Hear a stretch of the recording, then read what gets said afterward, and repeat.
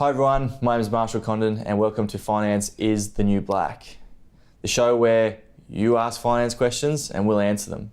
In this show we go through when should you be relooking at your loan and the structure and what rate you're getting. Also we go through credit cards and how they affect your loan application.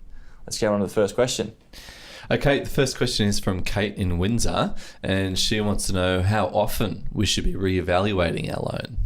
It's a great question, Kate. And look, it comes down to a few different factors. The first thing is it in line with the strategy that you put together when you first got the property, and what your longer term strategy is. So, and what I mean by that is, if you have got into a certain structure up front and you've done your structure correctly, then you shouldn't really need to evaluate the structuring of your loan or the loan itself. Now, in saying that, certainly there's opportunities at times to obviously relook at your loan in terms of an interest rate perspective, and if there's much better alternatives out there, then you can certainly look at looking at those alternatives to see if you can make it a bit cheaper.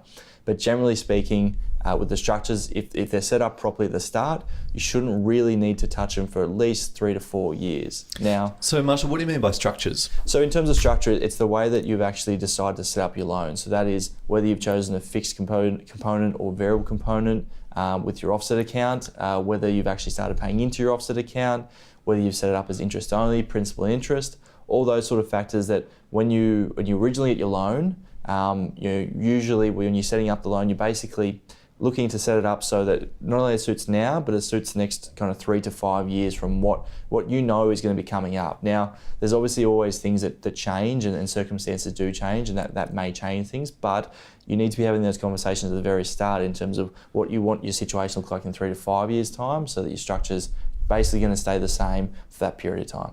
So Marshall, if I'm a budding property investor, or I've already got some properties in my portfolio, do I need to consider tax consequences in my structure?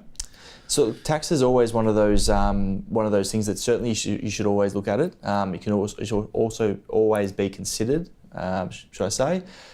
It's an important part of obviously investing to make sure that obviously you're keeping as much as those hard-earned dollars as you have earned in your investment strategy.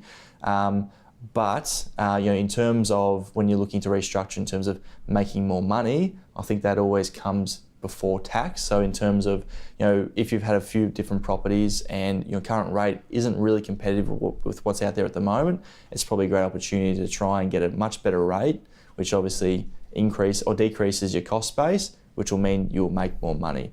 Yes, that has an impact on your tax in terms of you may not get as much tax back, but you make more money. So I think that's a much better situation to be in. Okay. All right. Question 2. Our second question is from Luke in Hawthorne. Luke wants to know, do my credit cards affect getting a loan? Good question, Luke, and it's something that definitely comes up with most applications that we work with and most of the customers that come in for the first time.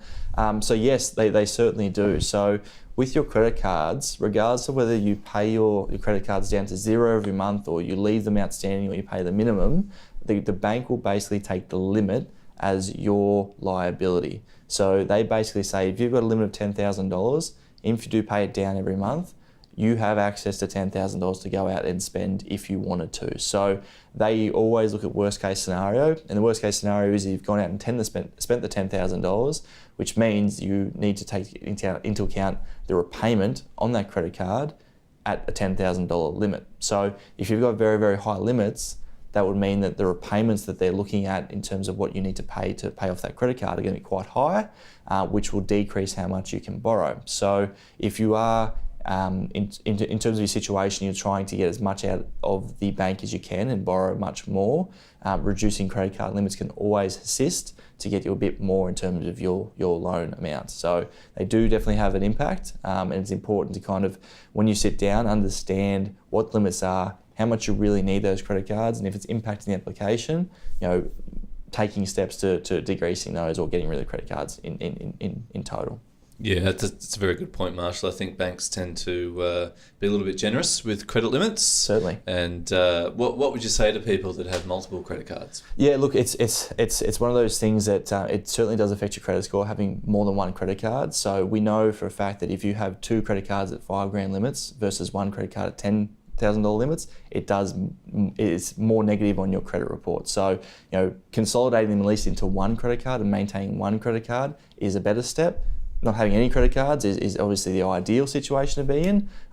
Credit cards aren't good debt, and as Cam has mentioned, you always get those letters in the mail saying if increase, just all you got to do is click this button, off you go. Don't be too tempted to take it to say what just in case we might need it, because if you are coming back to borrowing and you do have a strategy of buying more property, you're going to need more debt. So you'll need to obviously make sure that you're reining in those credit card limits and the number of credit cards, because it certainly will affect your loan application.